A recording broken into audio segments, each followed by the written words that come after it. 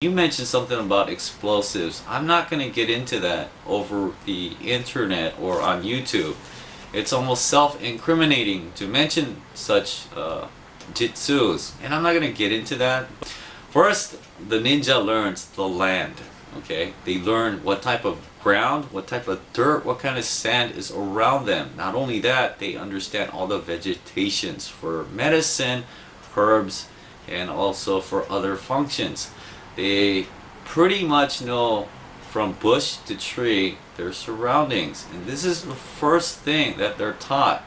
Now the second thing that they were taught was how to hunt. Now they had to understand how to track, how to be very good at scent, and also pathfind. Being a good hunter allows them to also become good assassins, and hiding from the prey and getting very good at this allows you to become very good at also observation and spying. So these kids used to go out hunt all the time, and that was just something not only for you to eat and survive on, but it's also cultivating your skills. I also want to mention that every prey or animal that they caught, not only did they strip and dress them, but they also collected droppings or feces of these animals, and those feces or droppings were also used, and I don't want to get into that. One of the common things that a ninja has, or they always used to have, is usually rope tied around their waist and a small knife. With those two things, they can make pretty much an arsenal of weapons. Now the arsenals I'm not going to get into, these are secrets, but they're not limited to. And you also have to remember, every family customized their own weapons or tools so that they can get the mission done. Although a lot of people understand that there are certain artifacts and tools that are in museum, that's not the only thing that ninjas use. As a matter of fact, creativity of a ninja was a strength. Now, another very important thing, as they develop, they are also taught to become pathfinders or path seekers. The reason for this is because when the family is endangered, they had to learn how to create escape routes. Not only escape routes, but also ambush routes and advantageous channels and passages. This is a normally or taught at a teenage stage where they're intelligent enough. With also pathfinding, they were also instructed on how to make storages or banking systems. This is where they would hide their tools, weapons, and even food. They would also hide scrolls or messages, leaving codes, signals, and inscripted writing so that other people, whoever finds it, can't understand it, was a common thing.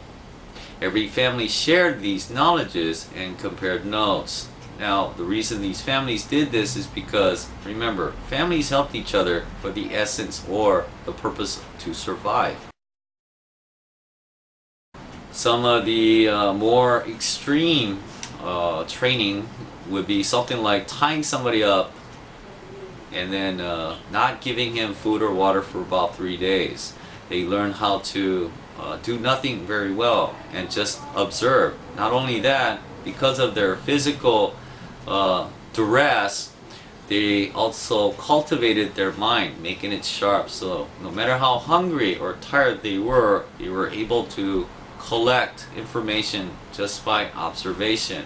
And things like that was very unique about the ninja training. Collecting information and transporting it or giving it out to another member was very, very important. And I can't stress enough how much they had their little spy and secret communication systems.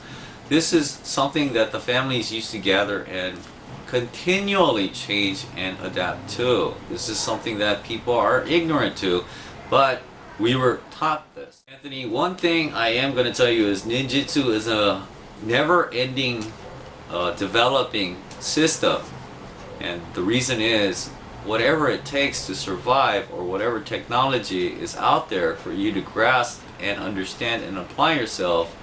This is ninjutsu.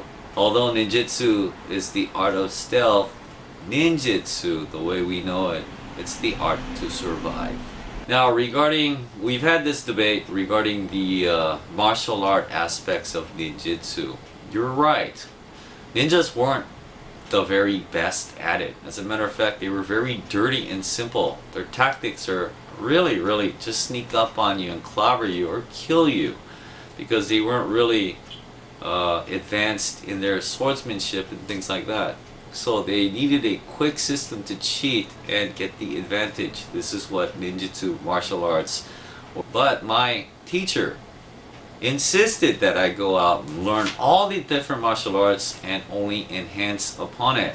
He said that's the spirit of a ninja. So a lot of people ignorantly attack me because I know this, I know that, and I put it all together and I'm calling it ninjutsu. Exactly what ninjutsu is. It's mixed martial arts. A ninja is not limited to this. I like to agree with Dr. Hatsumi when he goes and explores other martial arts, and if he did implement it into his system, that is the spirit of ninjutsu. Remember, a ninja collects, gathers all kinds of information and stores his knowledge, and this is one of the greatest weapons of a ninja. And how the ninjas left scrolls. In actuality, from what my teacher tells me, any normal person couldn't pick up a scroll and learn its techniques because it had a coding system. And these coding systems were taught among each family. It's quite difficult for you to really take a real ninja scroll for any person who understands language. Now, as for torture treatment, training and things like that other people have said that the ninjas do, this is not actually the case.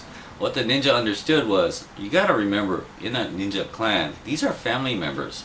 So if a ninja was to be captured and tortured, for them to give up information meant that they're gonna kill their family members. So they didn't need special training. A ninja would die for his family members' survival. Now, whatever there are that ninjas use in museums, I'm sure that they did, but there are plenty, maybe hundreds, if not thousands of equipments and tools that the ninjas use that are not in museums. And common items, you know what everybody uses it for, and those are the things you find in museums. Now, the way my teacher taught things to me, we're very good at gunpowder, and we're supposed to be good riflemen as well. This is something that I practice every day, but I don't tell people about because they think ninjas don't carry guns. But you, I think, of all people, understand that ninjutsu is a never-ending adaptation and utilizing skills and techniques, even modernized stuff if they had to, because the objective is what? Preparation and to ensure survival. Being creative and intelligent is definitely essence of a ninja. You say to me that leave out the tengsudo and leave out the kenpo and things like that. That's not really ninjutsu. And so I go out there and I learn as much as I possibly can because my teacher has told me to do this, and that was the spirit of ninjutsu.